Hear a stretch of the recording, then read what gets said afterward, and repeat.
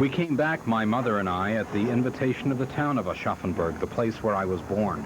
It was the first time both my mother and I had been back to Germany. We came as part of a group of about 80 people, 80 Jews who had lived in this small town and had been forced to leave because of the Nazis. For most of those who came back, it was a bittersweet reunion. There were many who had vowed never to set foot in Germany again. The first night was a chance to meet old friends. For many of these people, like for me, it was the first time they had come back to Aschaffenburg in more than 40 years. It was a chance to renew some old acquaintances and to remember times that weren't as good. I was 2 years old when I left Germany, so I didn't know many of these people, but they remembered my father. I played soccer, and he was a referee. He was short and heavy set. Like me? No, you're slender, you're skinny. He was short and fat. These folks came from all over the world, from the United States, from South America, South Africa, Israel. They had one thing in common. They remembered the bad times. Half of these people perished. In the camps? Yes, in the camps. So did these. And so did my best friend here. These are our two best friends. Perished in the camps. The reason we left is not because we wanted to. We had to survive. And that's the reason we left. So when we come back here, do we come here to kiss and hug the people? No. The next day, my mother took me and some cousins that we met to the building where I was born. 40 years ago, we owned this store. My father's family had been here since the early 1700s, until there came a decree that Jews could no longer own property. We had to leave, so we sold the store and we moved out. Because we were Jewish, we couldn't stay here anymore. We also went to the cemetery where my grandfather and great-grandparents are buried. There are many relatives who never made it here. They just disappeared in the death camps. My mother told me their last memory of Germany was leaving on a train with her sister waving goodbye at the station. She never saw or heard from her sister again. As it says right here, the wife of Usher Davidsburg. And then it says Usher. Yeah. I had said before that many of us didn't want to come back to Germany. What drew us back was the memory of the Jewish community, of the synagogue that stood in the center of the town, the synagogue that was burned down by the Nazis, and the possibility of perhaps establishing a bit of what was. Lou Davis reporting.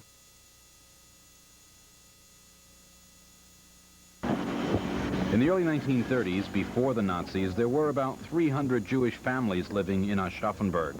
Now there are less than a dozen, and that pattern is pretty much the same throughout Germany. In that aspect, Hitler accomplished his goal of ridding the country of Jews. This is the Cloisters, a park in the middle of Aschaffenburg, Aschaffenburg's pride. My mother tells me she used to take me for walks here every afternoon when I was about 2 years old. Every afternoon until the Nazis closed the park to Jews. The harassment of the Jewish population reached a peak on the night of November 9th, 1938. It was called Kristallnacht because of the windows that were smashed on that night. The synagogue in Aschaffenburg, many synagogues in Germany, were burned and desecrated. In Aschaffenburg, 2 people were killed and many others were hurt. I lived through the Kristallnacht here, which was very, very difficult. My uncle downstairs was shot. My father was arrested. They wanted to arrest my mother. So, of course, the memories are not that great, and you try to push it out of your mind, but you can't. Last week, 80 former residents of Aschaffenburg, including my mother and I, came back for special ceremonies at the place where that synagogue once stood. It was the memory of the synagogue and the former Jewish community within it that brought many of these people back. It was also perhaps significant that the mayor of the city in the 1930s was a leading member of the Nazi Party, but at this ceremony, the present mayor unveiled the plaque in memory of the residents who had died in the camps, and he listened as we all chanted the memorial prayer, the Kaddish.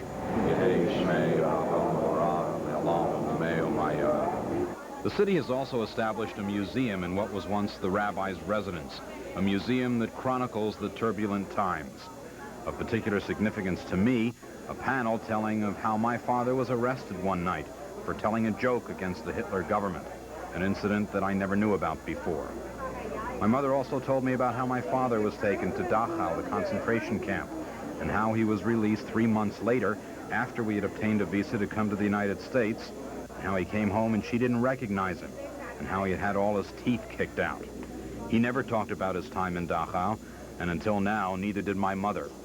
The journey back seemed to have had a cleansing effect on many who made the trip. I fought against coming back here. I really did, within myself. But then I thought, it's no good shutting it off the back of your mind. Come, get it out of your system once and for all, let it all hang out, and then hopefully that'll be the end of it as far as the nightmare is concerned. I didn't want to take this trip to Aschaffenburg. I came because my mother wanted me to. I'm glad now I did. I learned that it's important to learn about the past, to remember these things. The mayor of Aschaffenburg told us that many of the young people here don't remember what happened in those times. I want my children to. Lou Davis, News Scene 2, Aschaffenburg, West Germany.